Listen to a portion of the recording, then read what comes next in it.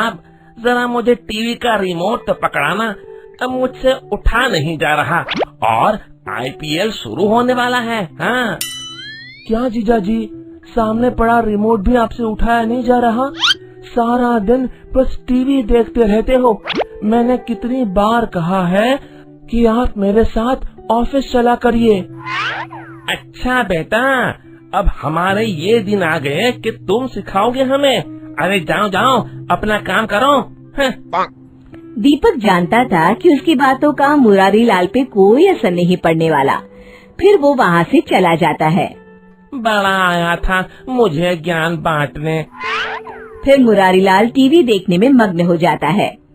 अरे कोहली आउट, कभी तो आईपीएल में चल जाया कर। हैं?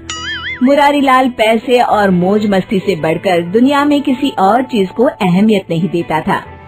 वो उल्टे सीधे कामों में अपना सारा दिन बिता देता था। घर का एक दामाद होने के कारण कोई उसे कुछ नहीं कहता था।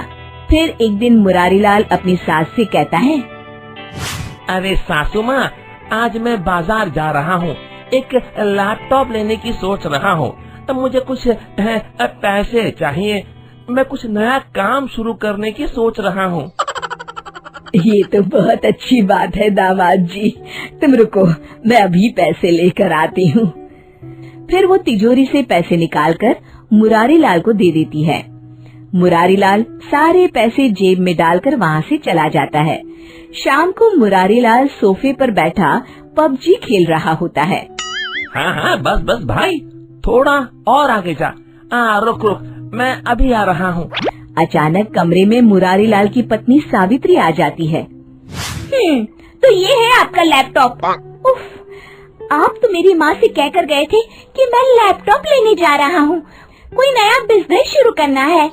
अरे भाग्यवान, इस फोन की बैटरी बहुत अच्छी है, मैं इसमें आराम से सारा दिन पबजी खेल सकता हूँ। अब चलो यहाँ से, मुझे परेशान मत करो। हाँ हाँ, जाती हूँ।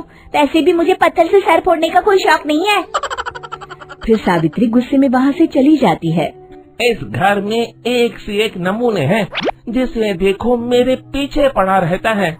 मुरारी लाल रोज किसी न किसी बहाने से अपनी सास से पैसे लेता और बाहर जाकर मौज मस्ती में सारे पैसे उड़ा कर आ जाता।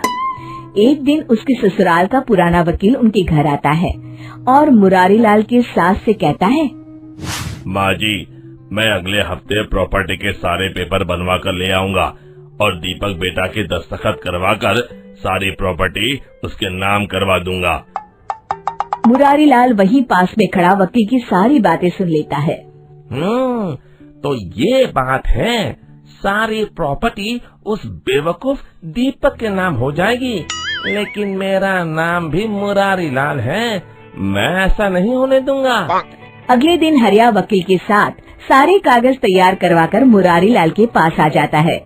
मुरारी लाल उसे लेकर अपनी सास के पास जाता है और सास से कहता है, माँ जी, मैंने फैसला कर लिया है कि अब से इस घर की सारी जिम्मेदारी मैं अपने कंधों पर उठाऊंगा। बस ये कुछ कागजातों पर आप अपने दस्तखत कर दीजिए।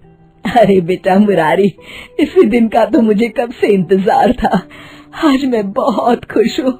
तुम जैसा चाहोगे वैसा ही होगा। मैं अभी इन कागजातों पे दस्तखत कर देती हूँ। कागजातों पर दस्तखत होते ही सारी प्रॉपर्टी मुरारी लाल के नाम हो जाती है। अगले दिन मुरारी लाल दीपक से कहता है, दीपक, कल से तुम्हें दफ्तर जाने की जरूरत नहीं है, मैंने नए लोगों की भर्ती शुरू कर दी है।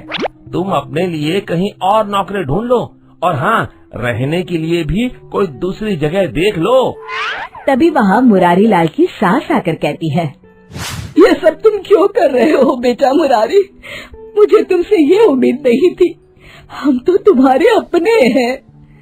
अरे माँ जी, मैं तो सिर्फ पैसों को अपना मानता हूँ। पैसा है तो सब कुछ है, और वैसे भी ये सब मैं अपने अच्छे भविष्य के लिए ही कर रहा हूँ।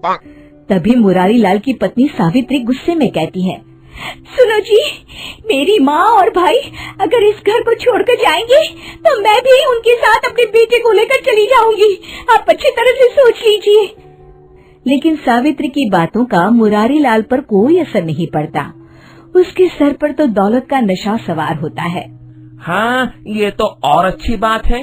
कम से कम ये रोज रोज की तुम्हारी किटकिट तो नहीं सुननी पड़ेगी।